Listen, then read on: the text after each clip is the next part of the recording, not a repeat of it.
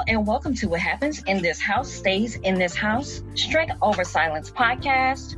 I am your host, Tammy Montgomery Dozier, and thanks again for listening. I am very excited about this week's guest. This is my first time having a family member over on my show, and I'm so excited. She is doing excellent things. I want to welcome Liz Anderson on the line. Say hello, Liz. Hey, how's everybody doing out there? Awesome. So glad to have you on here today. Tell us a little bit about yourself. I'm a videographer and a photographer. I was self-taught, started about 5 years ago. And it was just something I was passionate about. I first started out party promoting, and I bought a professional camera, and a lot of people would come up to me and say, hey, come take my picture. And I was like, oh, I don't take pictures. I just, this is something I'm doing to promote events. And so it went from that. And then I started branching out and started going to different conferences and so on and so forth. And then recently I went back to school to get a degree in communications and broadcasting. And I just received my bachelor's in that in December. And while I attended Lewis University, I started being a part of ministry. Ministry was something I've always liked to do. When I was younger, I was always a part of the community. I did a lot of altar serving. I did a lot of things within the church. So that was one of the things that I wanted to do when I transferred over to the big university, was to be a part of ministry. Yeah, that's where I am with it today. I've been doing a lot of community outreach and a lot of community service work through ministry. That is awesome. Now, I know when you were out there doing your video thing. Tell us about some of the celebrities you met or some of the people that you encountered, or if you got great words of advice from any of them tell us about that. Yeah, I met quite a few celebrities from, I'm trying to think of some NBA stars like Magic Johnson to a lot of rappers and singers, T.I., Waka Flocka, so many TV stars. One of the coolest people that I've met is Waka Flocka. We actually shot a movie. He was featuring his full feature movie that I was a part of the crew. And he was just really down to earth and really just a great person. And he had a lot of great energy that you could feed off of. And his attitude was stay positive and keep going and keep pushing. So he was a really great person to be around. I've also had the experience to go on tour, on a climate change tour with Anthony Smith. Mm-hmm. She was also the actress that played as Faith Evans in the Notorious movie. Oh, wow. And just one of the loveliest people you'll ever meet.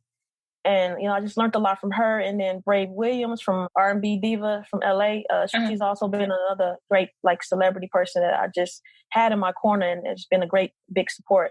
So those are just a few that I can think of that I have more interpersonal encounters with. They've been a great big inspiration. That is awesome. So I know you said that you do ministries and everything. So what is your purpose? What is your plight? What is it that you're trying to do with your activism and everything that you're doing? Well, the first reason that I was interested in ministry was because I wanted to strengthen my faith with God. I haven't really belonged to a church since my school had been closed down and my parish has been closed. Mm-hmm. So I've been looking for a new church home. So I felt that being a part of ministry was one way to get me back to that connection, and it actually worked. I started out doing retreats. So at first I had to learn more about myself. What am I inclined to? What is my calling? So one of the first trips that I went to was for a spring break trip. And what we do is I went back to the Appalachia area. We spent the week, it's called WorkFest, and we spent the week there, and we got to work on homes of the people in that area that there's a lot of elderlies or people in those underserved communities where mm-hmm. we get to work on their homes. And we did that for about a week. So I learned a lot there, but I've always liked the culture out there because I went there in high school because I needed community service hours. And that was my first time there, and I wanted to go back. So once I went back, and I'm like, it's something about Kentucky and those mountains, and it's just the atmosphere of the culture of people that I love. So when I was out there, I said, what else do you have out here that I could volunteer for or be a part of? And they said, we have a summer camp. And they explained to me that the summer camp is for the children in that area who are not really able to go to the traditional camps that may cost over $500 for a whole summer. And what they do is they make it affordable for campers to come there for as low as $20 for a week.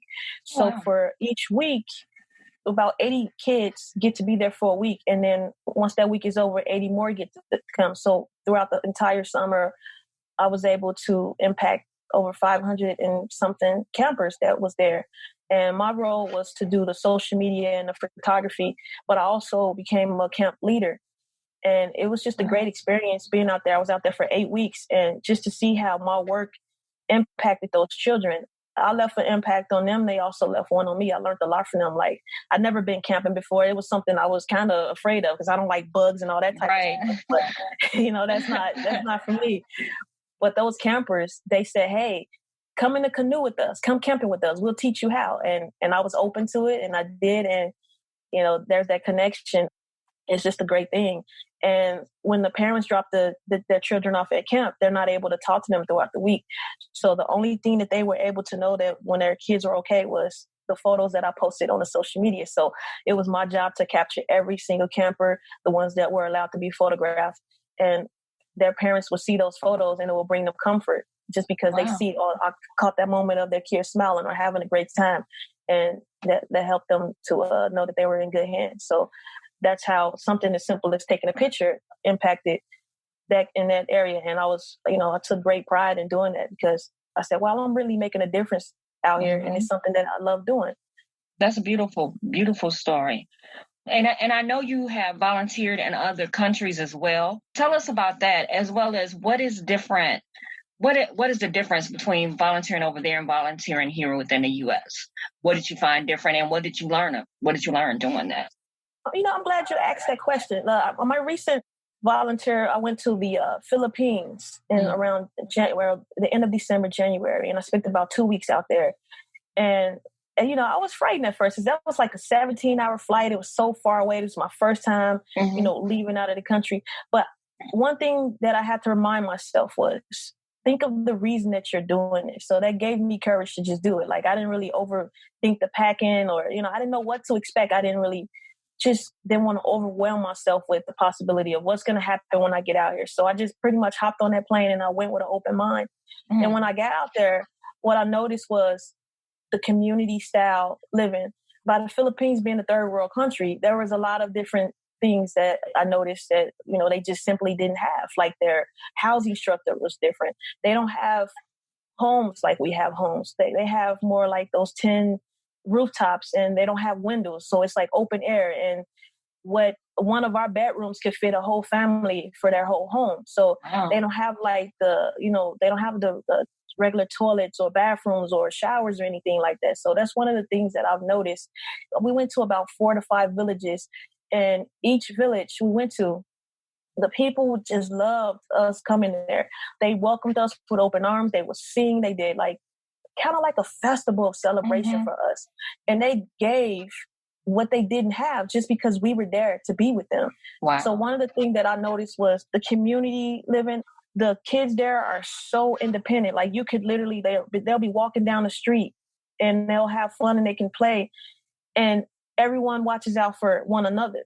And even though they don't have a lot, what they do have is togetherness. And that's one of the things I said I wish our country had, because we could really I really learned a lot from being out there. And one of the things that was dear to me that I always tell people when I tell the story about being out there is when the main village because I was out there also too to work on homes and help them build about 4 homes we were working on. And each of us that came out there, it was like a campus, different campuses, universities coming together. Mm-hmm. And each of us had a host family. So we would work, and then we had like 30 minutes break to eat lunch. So the community, all the mothers in the community, what they would do is they would find an area outside and they would, cook for us. And so during lunchtime, we each had a family to attend to. So with my family, what I did know is that when it's time to eat, they serve you and then they watch you eat. And I was like, well, how come everyone isn't eating while I'm eating? And that's how they do it. They're happy to have company. So what they do is they watch you eat, and then whatever is left over, they eat later amongst themselves. Oh, wow. And I didn't know that. So it's like, a plate of our food is what a whole family shares together to eat. So that was one thing that I took from them. I learned that once I got back from the trip, one thing I learned was how to appreciate the small things more. Like, I don't need a bigger plate of food. I actually when I got back, I wanted to do an experiment and say, hey, mom and dad, let's practice this. Let's see if we can share one can of soup and be happy with that. And we were able to do it. I said, let's just cook like some rice and see, we don't have to have as much food as we think we do. So that was some of the things that I took back from them. They just have this universal love. And when we left, they had like this music playing and they had photos of us around the village of what we did during the week. And I didn't see it coming. And then one of the things they did was they had like a big table full of rice and meat. And then we all just like doing a countdown and we all just eat as much as we can, but we have to eat it with like our hands. So it was just a really humbling experience. I learned a lot from them. A lot of them still contact me through like Facebook and they check on me and they're like 14 hours ahead. They're already the next day right now, but they check on me and they just say, hey, I love you. And it's sincere. It's like, it's like you could meet people for 4 or 5 days, but you have this genuine connection because we took the time to be out there with them. It's not anything like pity or anything like that. It's we cared enough to say, hey, I want to come out here and be with you. I want to live among you. I want to help you accomplish something. And while we were out there working, they were carry the bricks with us. The kids were hang on to us, walk with us. It was just a universal love experience. So I'll never forget that. And that's one of the things that I hold dear to me because having that experience out there, that togetherness, I wish that we had more of that. So I know, like for us, like our family, you implemented that we get on a phone call. We get on a phone call every night at 8:00 for family time and prayer. Was that one of the outcomes of that trip? Yes, that's one of the outcomes from it. Also, because I've been doing a lot of leadership when it comes to retreats. So I understand from the process of going to so many different retreats and a lot of these mission trips was one of the things that common denominators on all these trips were the time to reflect, the time to be together, the time to be open. I've always had a problem with being vulnerable. I don't really like to talk about how I feel, or I used to just hold stuff in. If something would bother me, I'll just deal with it. But being on these retreats and learning more about myself and my strengths have helped me deal with being vulnerable. And I just felt like if I can go on a retreat and be open and feel more powerful with strangers, I should be able to do it with the people that I love and know me my whole life, which is my family. So I said, well, maybe I can try seeing who will be open to this. Just put it out there. And when everyone said, yeah, it's just been great ever since. I mean, it's just been a wonderful experience. You know, definitely. Talk to our family every day. And I know I try to encourage other friends that I have to say, hey, maybe you could be the person in your family to start it. Because they say, I wish my family did that. I was like, well, who's going to start it? Maybe you should do it. So you never know until you try. So it's definitely a beautiful thing. It's wonderful because we really hadn't gotten to talk to each other in years, you know. So now it's like we talk to each other every day. So it's a beautiful thing. It is beautiful. And I'm so glad that you came up with that. Now, you did say you're in school for ministry and that's what you're doing right now. So within the school system, and now that you're so involved, what kind of bias do you see? Because I know you probably do a little activism within there as well. So what do you see or what are you working on? What is your plight in your school system? Well, my most recent trip for school was actually a civil rights pilgrimage. And we went out there right before everything shut down with the coronavirus. And that experience itself was just a lot. What I've noticed in the school systems, like we have come a long way, but learning how we've come from just being segregated to the ongoing, like there's a new way of slavery. There's a new way of being segregated. And a lot of it comes from like underserved communities, you know, not for those who have opportunities and those who don't, those who have more money and for those who don't have a chance in making more money. So those are kind of like the new ways that we deal with. It may not be necessarily slavery, but, you know, being in prison, all of those different things play a factor in how we are facing these today. As far as biases, privilege is a big concern. I recently witnessed how people can use their privilege and they may not even be aware of it. So a lot of biases or entitlement, people may not even know that they're doing it on purpose. It's just because that's what they've been conditioned to and known their whole life. But I've actually had the opportunity to speak with the president and other members that's leading the school. And they sat down with a group of us on campus, a lot of minorities, because of the protests and everything that's been happening. And they say, hey, we need to listen to our students. And they did. They took the time to do that. And we spent like a great time on Zoom, and they listened to us, and they've already doing things to try to make change, to make sure that we're being heard, and to make sure that they're having more training within the school system, because they know that something is broken. And even though they maybe haven't noticed it as much as all the problems are that's occurring right now with all the protests, they're more aware and they're paying attention and they're willing to make a difference. So I think this is the right time. The timing is more perfect, and I've been allowed to have my voice heard. And I'm actually going to be. I just offered a position where I get to be involved with the community and community engagement learning.